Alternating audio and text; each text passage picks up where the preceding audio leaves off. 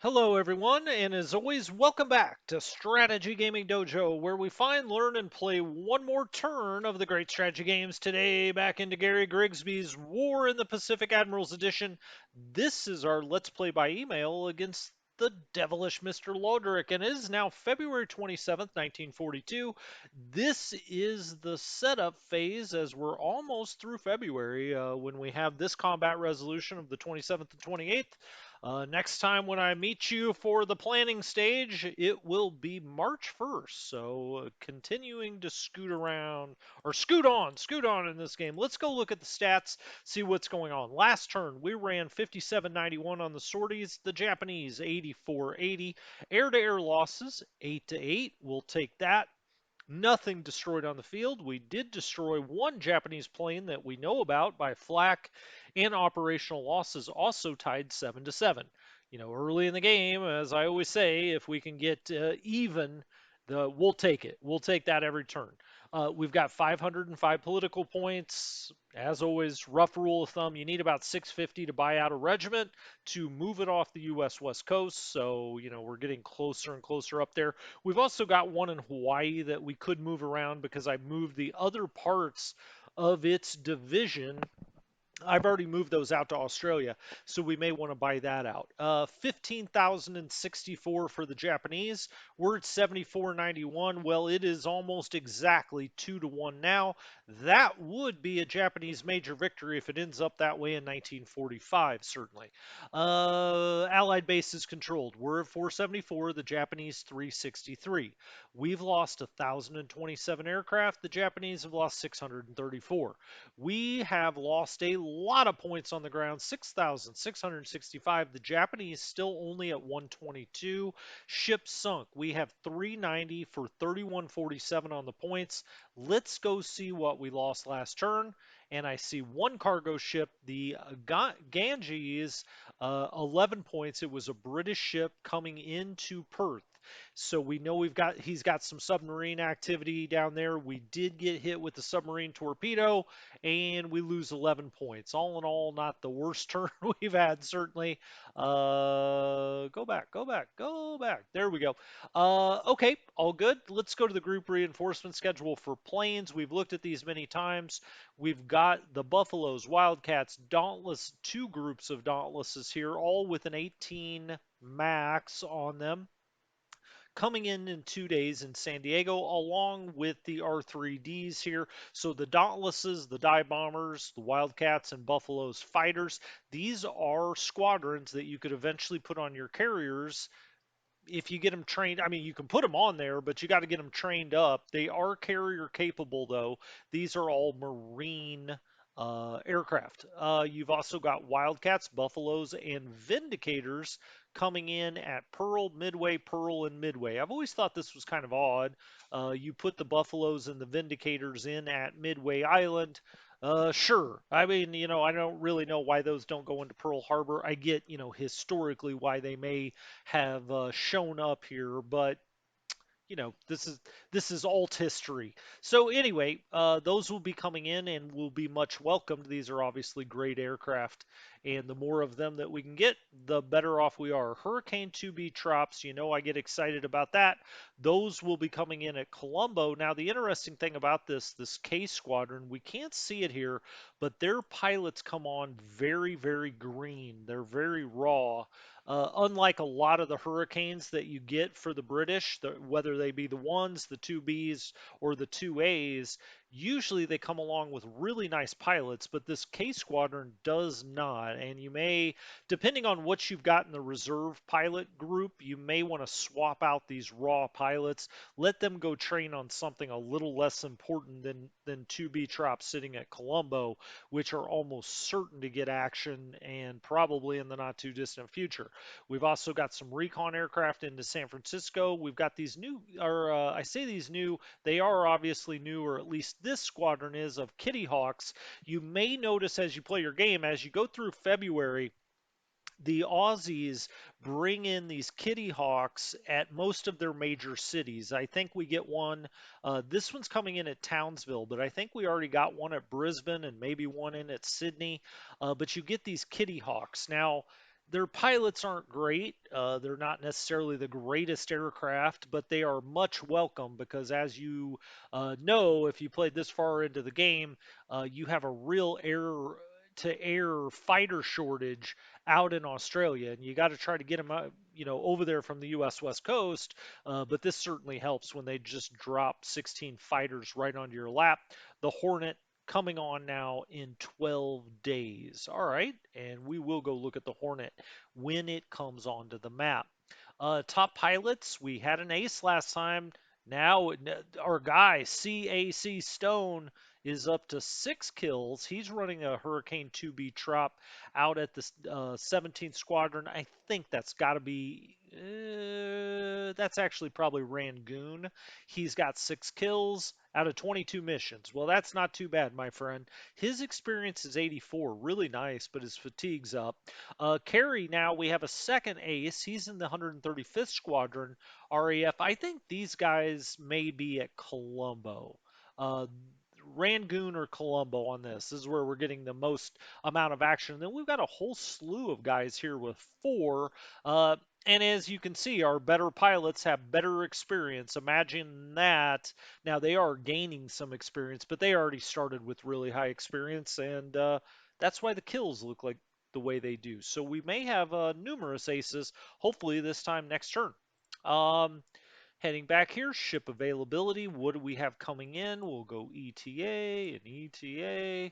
Go back up to the top. In one day, we get a cargo ship, the Madras City. Aden, we get these short range subs. We've already talked about those. We get a number of destroyers at Balboa. Now, those are waiting for the Hornet. So you're going to keep them at Balboa. The Hornet comes in on the U.S. East Coast. You're going to sail it down to the Panama Canal. Of course, it's completely protected in the tubes to get down to the Panama Canal, but when it gets there, it'll have 4 really good destroyers waiting for it. These are level 6 for the U.S., so the U.S. finally gets up to a 6. Now, you have British destroyers already that have been an 8 since the start of the game, but the Americans really start with 2s. That's about it. But now we're getting more 6s as time goes on, and the Americans up their anti submarine technology. What else do we get out here? Nothing too exciting. We get a bunch of tankers in at Abaddon. Now that's always exciting, but it's really all about the Hornet. And like I said, we'll look at this when it comes onto the map. That will then give you 5 carriers, including the 4 that we have at Pearl Harbor. We'll see what we do with those once he comes on here. We may try to spring some kind of trap. Laudric, at least right now, has his 2 major carrier task forces split up. He's got one over in the Bay of Bengal, kind of operating out of Singapore towards, out into the Indian Ocean. And then he's got the other one over by Port Moresby that we don't really know where it retreats to rearm and whatnot. It could be going all the way back to the main Japanese islands. In which case, when next time he withdraws, we may want to bring our carriers around. And as long as he's got those split up, we can, when I say those, his 2 big carrier task forces, as long as those are split up, we can fight him on somewhat even ground. If he's got the 2 of them together, there's just nothing we can do about it. I mean, he can boss around, but he gives up the advantage of being able to cover both oceans. So, there's a lot that goes into that thought process, certainly on his part. Ground reinforcement schedule. As somebody pointed out in the comments, is true, and maybe I just hadn't said this before, but a lot of these cores, these Chinese cores that we're getting into Chungking, those were previously destroyed units that are respawning back at Chungking. So if I've been giving you the impression we just get all these brand new units, and if we would have kept the other ones alive, now we've just got double. That's not always the case. Now, some of these are true reinforcements. Others are respawning units that have been destroyed. So when you just get, the Chinese have a lot of manpower, obviously. That's the advantage that they have. They will respawn these units when they get destroyed. So just something to keep in mind. What else do we get here? Get Ceylon Command comes into Colombo. Okay, that'll give some command ability to most of the units that we have out here at Colombo. We've got 1st Marine Defense Battalion. I always like to put those on our ring of islands that go around. They're always pretty. Now, this only shows a 10 assault, but I don't think it must be built up very much. We'll put replacements on there and build that up because usually these have a little bit better than that. I think they've got about a 30 to 40 AV, and that comes in really helpful, right? With these Marines out on those islands, they can stand up to a lot if you've got proper supply to wherever they are. You just got to make sure every place you're going to put one of these, you got to, kind of over 10,000 supply, really. That's my rule of thumb anyway. Okay, further on here, we've got some pioneer battalions that come in all the way at Aden, even though they're Australian. All right. We also, these are actually quite important. At Catherine, we get these aviation regiment and we get a base force here. If we look, their aviation support is massive, and when these become ready, it'll be 90. I like to put one of these at least over at Charters Towers, which is right behind Townsville, because you can run your B-17s out of there and bomb dang near everything that he's got, all the way out to Rabaul and otherwise out of Charters Towers. You can also just put a lot of fighters there when Townsville comes under attack. So these two both, the aviation regiment has 75, and that base force has 90 aviation support once it's completely ready to go. So those are really important and can help you out a lot. We also get more aviation support here into Australia. I think, well, this is just straight up support. So maybe I was wrong. It said the RAAF, so I just assumed it had aviation support, but that's really to build airfields. That's an engineering unit, and then we have some artillery. Okay, so it's these two up here that are going to give you the aviation support. Other than that, we don't get a whole lot until we get down here to the 20th Indian Division. Now, keep in mind, this is just in the next 2 days, all of the stuff we get. It's nice being the Allies sometimes, but this 20th Indian Division um, is pretty important. It goes to Southern Command, or that's what it says. Well, Southern Command is in Bombay. We're actually a little light with forces in Bombay. We can put that into Bombay and we can take a couple of the brigades that are in Bombay and go put them where they should be with their divisions. We also get these Indian brigades that come in, one at Lahore, one at Madras. These will move out and find where we want them to be so we can put the whole division together. So it's a brigade, right? It's not going to show us till it gets on the map what division it's in. You can see here's yet another one, 84th Indian Brigade. So we're getting a lot of Indian troops on the map. Or British troops that are in India, actually. In a lot of cases, we'll go look at each one, but Indian Infantry Section 42, it could be either or. So we'll go check those out. We do get a new Chinese Corps Chungking in 10 days. In 10 days. But this Indian division here will be important. Let's go look around the map, just see what's going on. You know what? Let's start with the East Coast this time. I feel like I spend too much time over in the Indian Ocean, and for good reason. I mean, that's where the majority of the action is, but you can see, of course, the UK and Canada, nothing going on. Eastern US, what do we have up here? We just have a cargo task force. I've actually got it on continuous supply to Cape Town. It is already loading supplies, and it'll go, back all the way around to Cape Town and not refuel. We have no ships in port. We have no units out here to move. So the East Coast is set. If we get down to the Panama Canal, we've got a cargo ship here that is unloading. I had this go Cristobal and then set the home port of Cristobal to auto disband. I don't think we actually need it to auto disband. It's going to unload here and wait.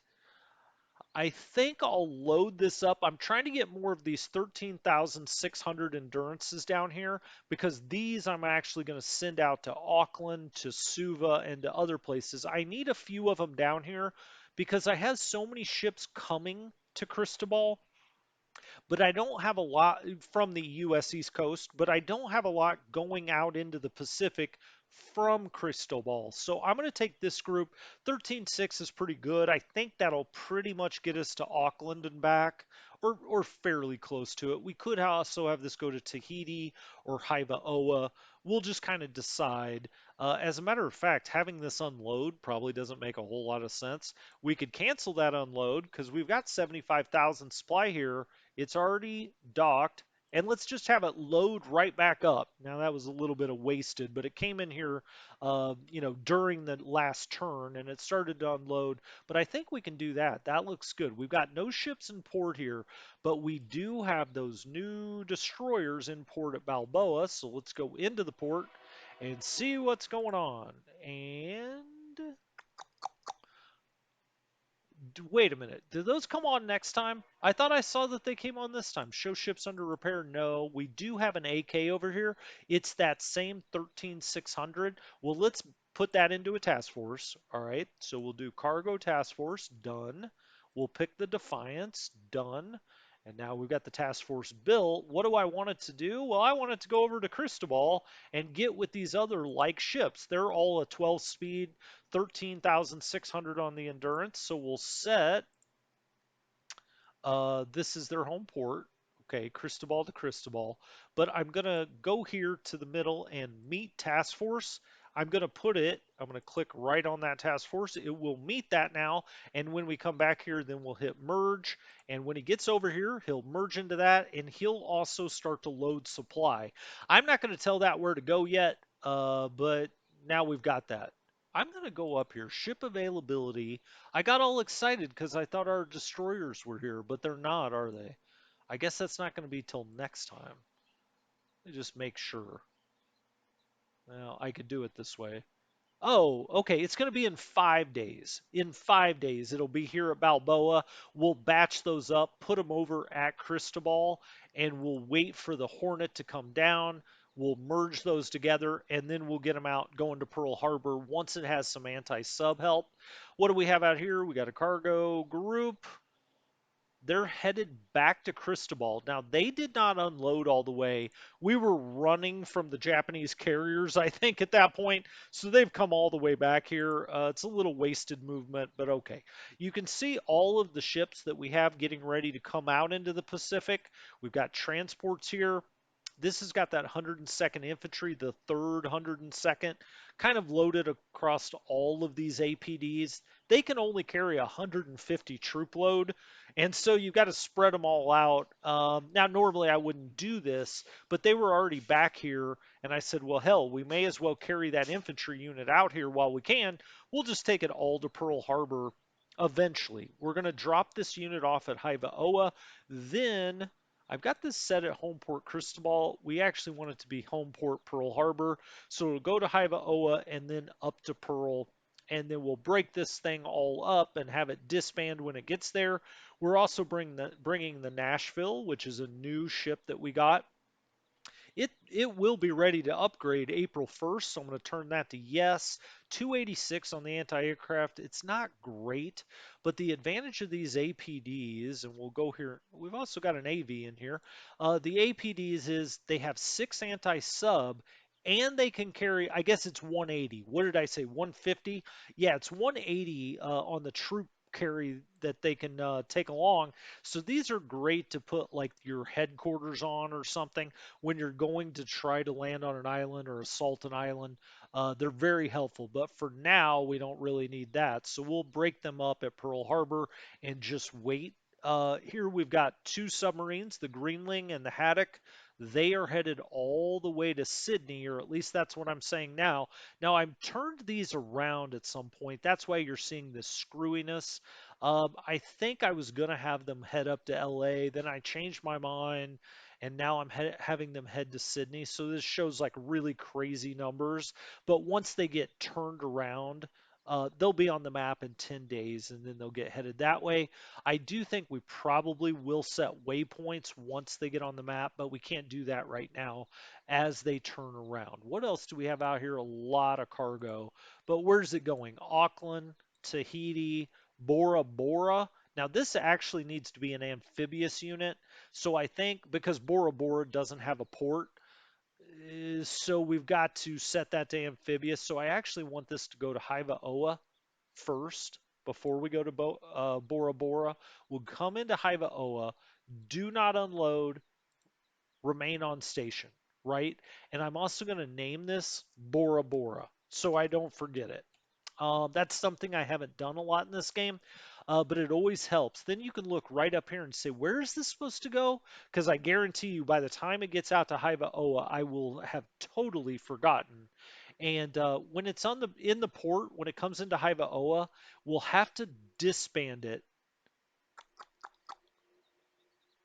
Well, let's not do that yet. When it comes in, we'll have to auto disband it, reform it as an amphibious task force instead of a cargo task force.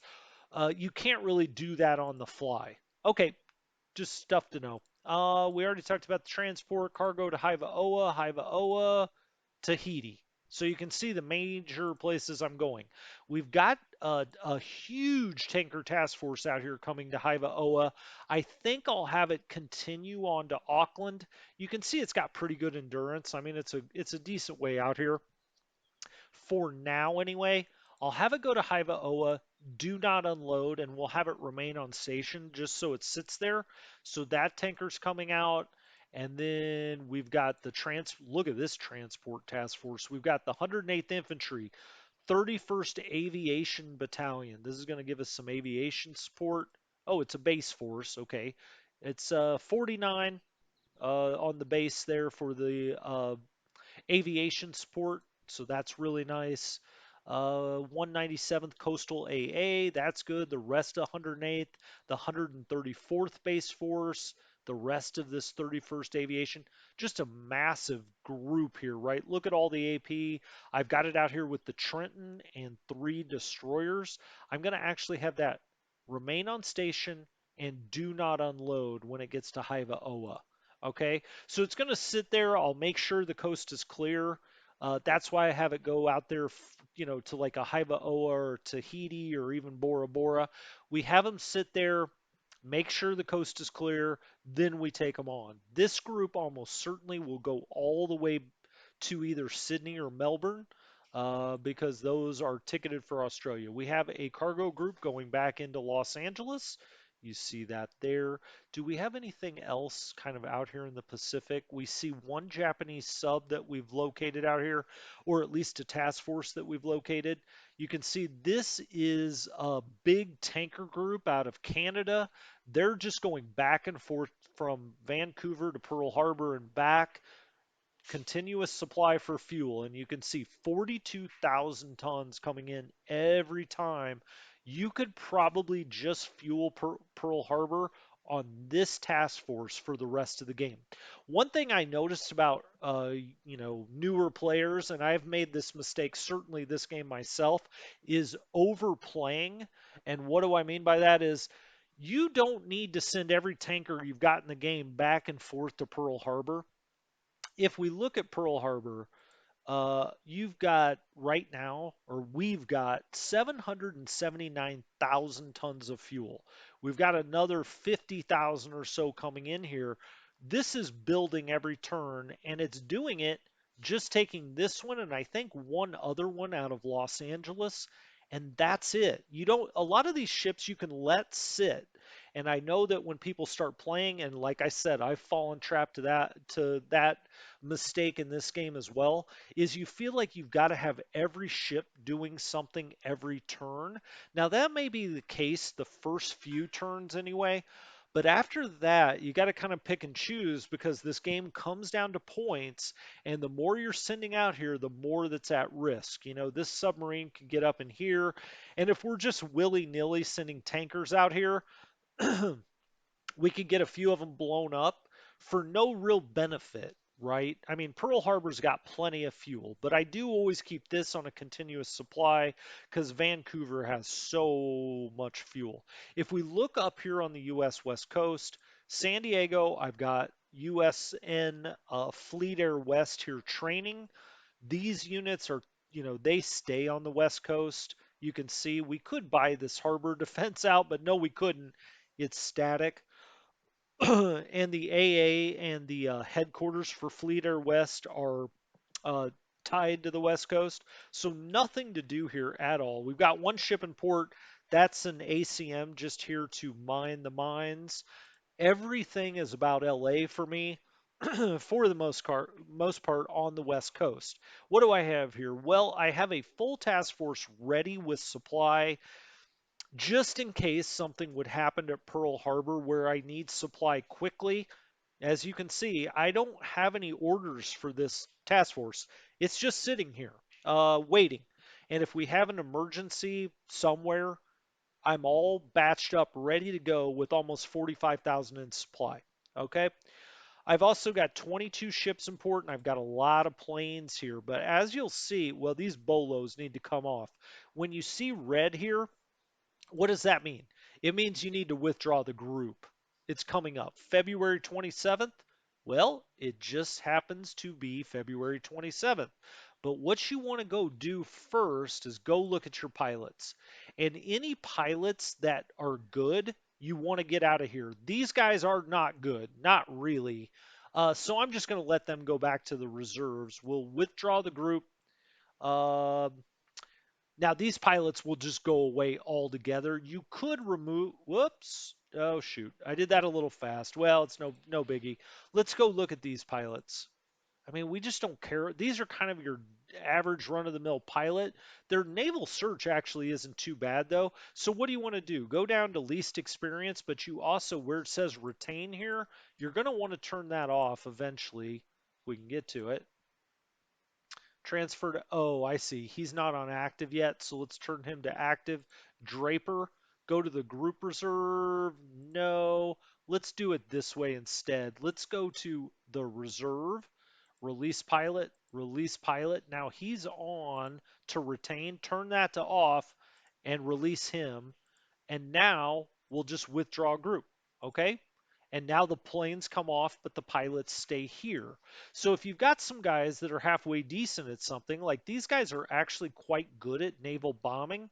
Let's go reserve, release pilot, release pilot. Now, usually it's always going to have one pilot set to retain on. Let's turn that to off and let's release him as well. What is this doing? Well, they want you to be able to set, let's say you're going through here and you're just releasing a bunch of pilots you've been training. They want you to be able to set no, never release this guy, whoever the commander is or something like that. And you can set this to on to retain them. But in this case, that's not what's going on here. So we'll withdraw that group. So off they go. And then this guy with the bolos, again, check this out. ASW, he's pretty damn good. So we would want to release pilot. Oh, I put him on group. Whoop. Let's go to the reserve, the overall reserve. So we did that, and then we'll turn him to off. Always want these really to be on reserve. I never really use the group reserve.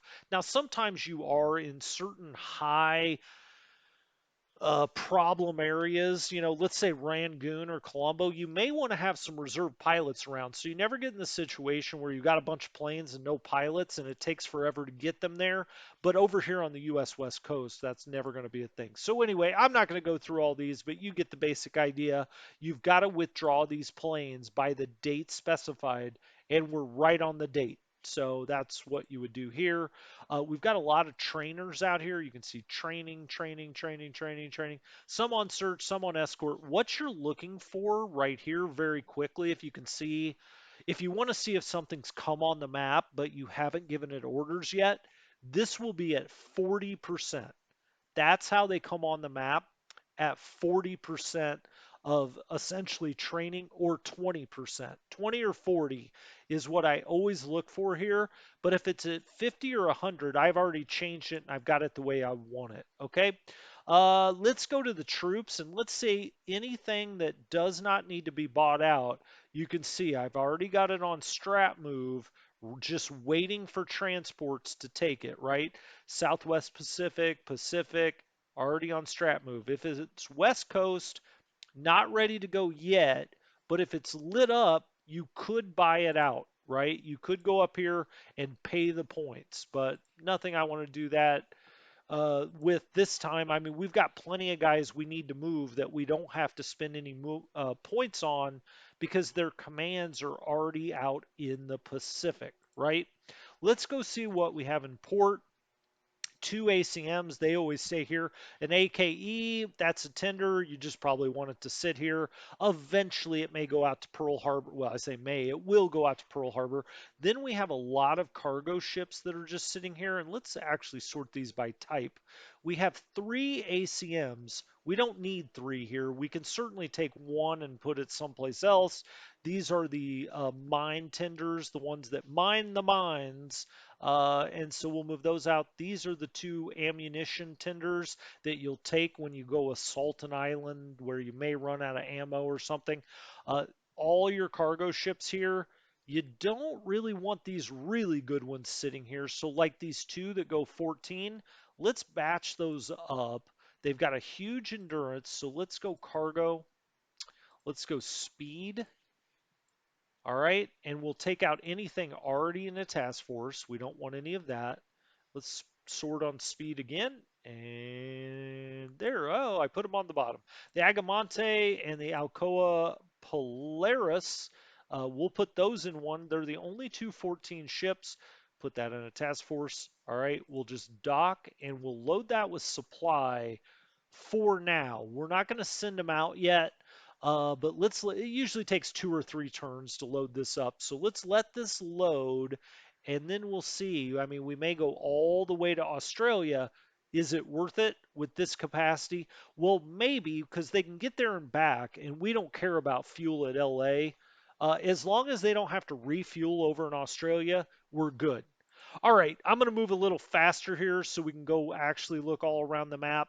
Mainly on the West Coast, everything for me happens in Los Angeles, San Francisco. You can see all the planes, for the most part, training here. Again, all hundreds and fifties, so I know I've got them set up properly. There's a few we could buy out a fourth US here if we really wanted to, but I don't think so. I don't think so. Back here, at Ogden, this is where I have the big B-17s training. You can see all B-17s, all training. 5th Bomber Corps can go out already, but I want to make sure we've got a good base for them ready to go in Australia before I send them out. And these guys, their experience isn't very good. Now, this one's okay, the headquarters, but we'll probably disband that into one of the other squadrons. And so, these will eventually move out over to Australia. We've got Seattle. I usually have a lot of stuff coming in and out of Seattle, but that's all to supply Alaska, move fuel to Alaska, move troops over here, and we'll spend some time with Alaska. Let's see the troops here. Do we have any that do not need to be bought out? No. Okay, so we've taken everything out of here that does not need to be bought out, but we do have some artillery here that we could buy out, and this 153rd Infantry, we could also move that out. We don't really need that here at Seattle. We've got 800 on the Ave, and these guys are going nowhere. 3rd Infantry and 44th Infantry. If Lodrick makes it to Seattle and is assaulting Seattle, it's not going to matter whether we have the 153rd here. So we'll probably move that over to either Cold Bay, Dutch Harbor, somewhere over here. As we move up here, there's always a little activity at Prince Rupert. You can definitely send tankers in here and grab some fuel. You can see here's my supply that I've run up here to Anchorage, and now it's returning to Seattle. At Anchorage itself, we've got the 11th USAAF here. There it is. We've got most of these training. I mean, they're not going to see any action until we spot the Japanese out here. So just train, train, train, get these guys to be really good, and then you can move them down the islands. I've already got some air assets out here. We'll look. What are we doing at Kodiak?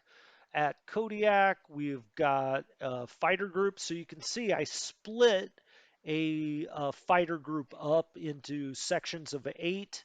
I've also got, well, this is the other one of the 3 parts. This is part A. This is part C. I think I've got part B here, and that's part B. So I had a full squadron of Warhawks, 25 of them. I did eight, eight, and eight or nine in the other one. Okay, so I just split them up here. I always build Kodiak up because if the Japanese are going to come up here, they're going to land at Kodiak, all by 99% of the time. Now, usually they'll come to Cold Bay or Dutch Harbor first, then they hop to Kodiak. So you want to be building Cold Bay. Right now, we just have AA here and a base force, so we'll probably take that 153rd and move it over to Cold Bay. At Dutch Harbor, yeah, I've already got a decent complement of things out here. Now, it's only a 50 on the garrison. Let's look at that infantry. Can we build this at all? Not really, but let's turn replacements and upgrades on that guy because he may be the only one out here. And you can see I've got that on strat move. Well, we need to change that to combat move. There we go. So make sure you go around, and once you've got something where you want it, turn it to combat. We also want everything to be ready for Cold Bay. So let's go, or I'm sorry, Dutch Harbor. So let's go to one that has Dutch Harbor, and we'll hit set all. And now when we go back, they're all at target. Okay. Up to Cold Bay, we'll kind of do the same thing there.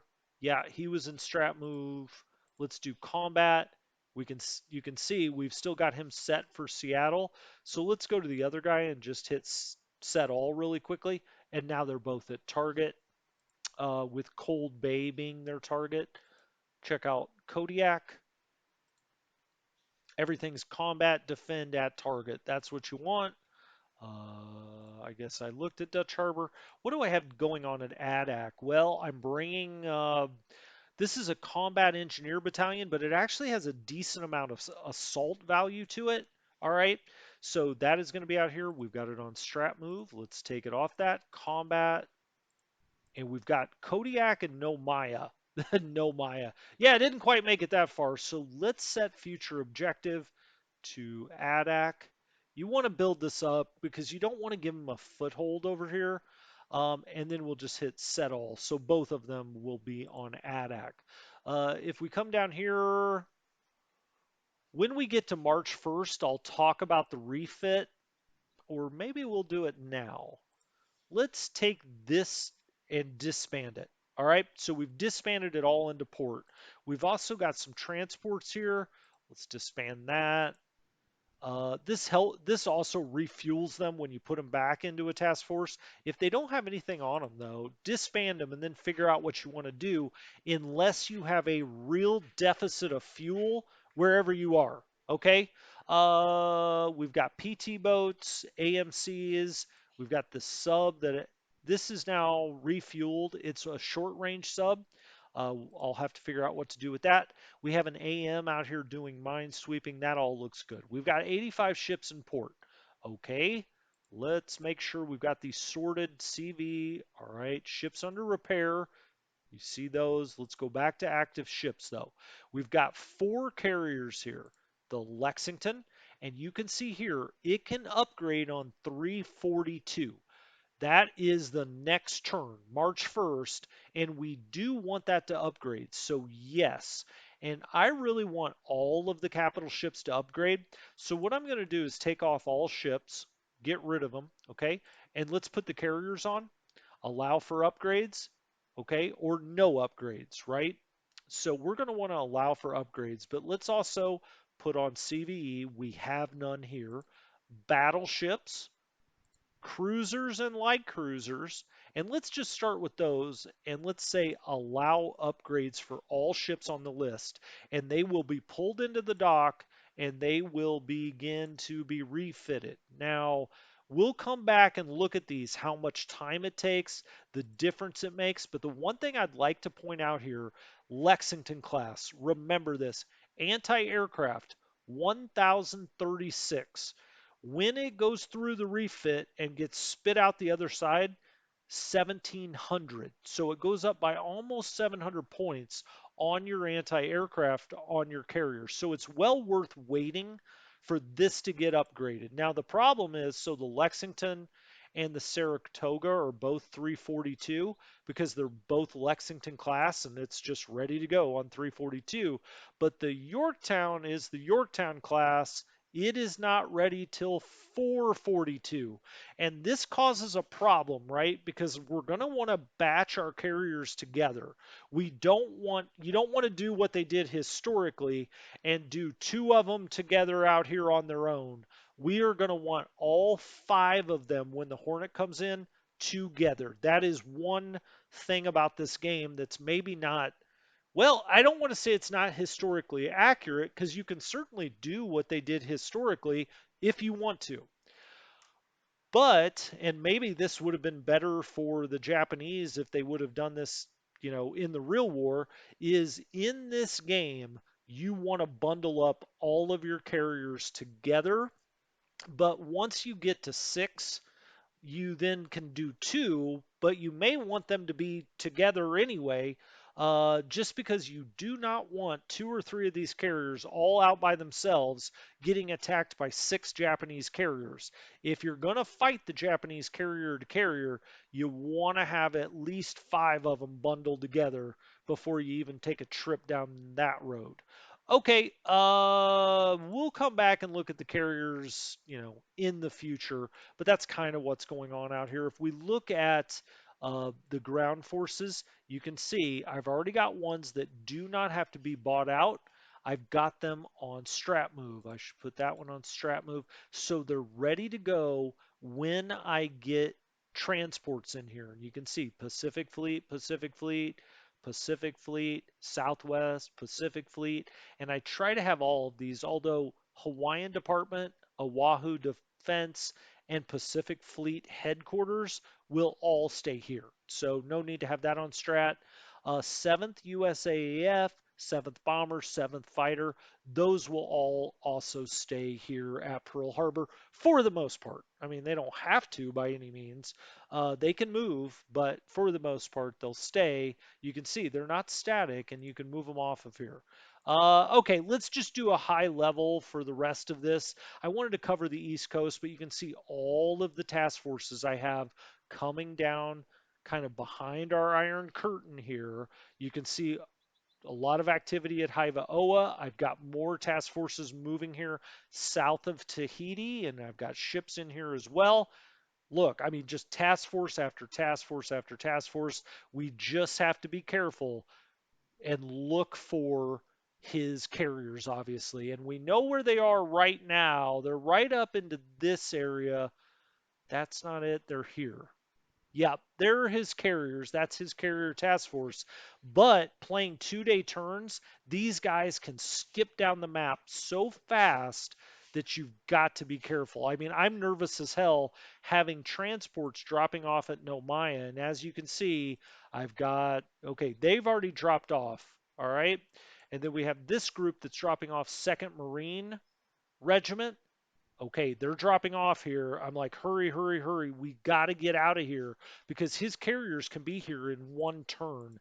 And it's caused us no end of headache here, certainly. Got a sub out by Suva. So we're dropping off there. Always a lot of action at Auckland.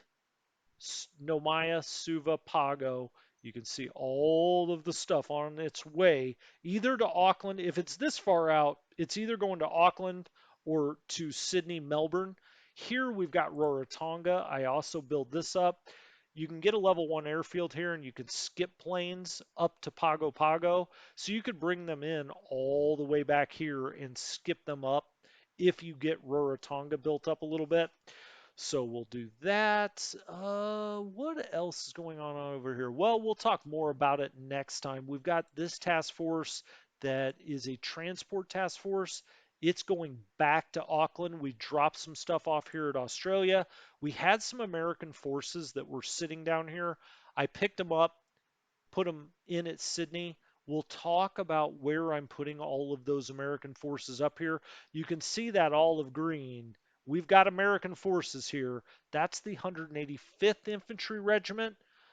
That is part of the 40th Infantry Division. And if we look at that, we've got the 185th out here. We've got the 108th on that task force we looked at before, and we've got the 160th sitting in Los Angeles. We'll want to buy this out as soon as we can. It's going to take 657 points. We have 505. So we'll try not to spend any this time and buy this out so we can get the whole American 40th Division over here. What else is going on? Well, he's landed at Semarang. He's taken Balikpapan. We've got submarines out here. Now we're in the shallow water, as people have pointed out.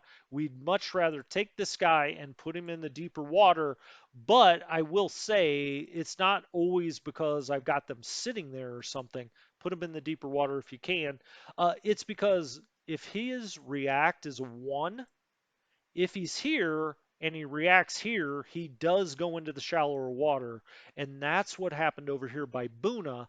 You can see I've got him sitting here, but if they bring in ships here, he wants to react right there. What is this? Oh, these are all subs. All right. Well, I need to get a lot of these out of here. I don't want them just sitting here in the port in shallow water. They're much easier to kill there. Let's get these guys moving out, into these areas. You can see we've got 4 groups of them here. So we'll just go patrol zone and we'll give them a 1 hex patrol zone. Actually, maybe I'll move them back so that way they don't go into the shallow. Let's put him here, and now 1 1 1 1, he can't go into the shallow, but I'll do that all on my own. Up here that all looks fine. China, I'm not going to talk quite as much about this time. He is pressuring us here at Henyang. We've got this iron triangle. He's moved into Wuchao. We've still got the units down here in the southeastern part of the country that he's bombed over and over and over and over. I Chang, little overburdened right now. This is the big group we're trying to still get out. He's taken Yan'an. We've got reinforcements coming out here as he's now pressuring Lan Chao. Rangoon. Well, we'll see. Where's he going to come? It's gonna be coming. He's already got air activity over here. It's just a matter of time. Colombo is trying to catch its breath. Let's go look at the Prince of Wales. There he is. 99 on the system damage. That's not a huge deal. 52 on the float. And it's telling us 917 days. So if this float gets down to 35 or 40, we'll try to get out of here to Cape Town or maybe to Aden, one of the two, maybe even up to Bombay, just to get a little further out of the way. But he's in bad, bad, bad shape, the old Prince of Wales. But there's not a whole lot we can do about it with 52 float damage. A lot of stuff coming in and out of Cape Town, obviously. A lot of stuff in and out of Abaddon. When we come back, we'll see what Lodric has in store for us next turn. Oh, we didn't look down by Perth. We lost a cargo ship here last time. We need to get more activity, anti-sub activity, right out in this area and try to blow some subs up, certainly. So anyway, until next time, this has been Strategy Gaming Dojo. Hope you had a good time. I know I did. Talk to you next time. Have a great one.